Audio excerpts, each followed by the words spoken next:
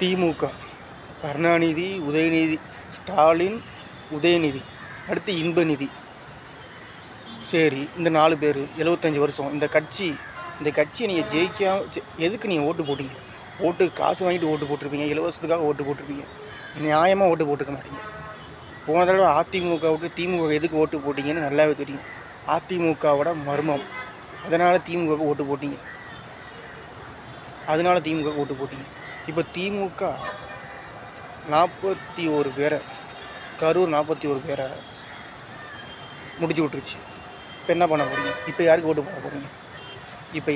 போட போகிறீங்க? உங்களுக்கு போட்டுக்கிறீங்களா ஓட்டு? இல்லை நீங்கள் நீதி வாங்கி தர முடியுமா? ஓட்டு போடுற உங்களால் நீதி வாங்கி கொடுக்க முடியுமா? அப்போ தமிழக வெற்றி கழகம் வாங்கி தரும். தமிழக வெற்றி கழகத்தோடு நீங்கள் ஒன்றா சேர்ந்து நிற்கணும், போராடணும், உயிரை கொடுத்து போராடணும், பயந்து ஓடக்கூடாது. தான் பிறந்துட்டிங்களே, 10 மாதம் உங்கள் அம்மா அப்பா சுமந்து பிறந்துட்டிங்களே, போராடுங்க. தேவை அவசியம் அத்தியாவசியத்துக்காக போராடுங்க. ஏழைங்க தான் போராடுவாங்க. கோடியாக லட்சமாக பணக்காரன் ஒன்றும் போராட மாட்டான். ஏழைங்க நம்ம தான் போராடணும். ஏழைங்கெல்லாம் ஒன்று சேருங்க, போராடுவோம். தமிழக வெற்றி கழகத்தை ஜெயிக்க வைங்க.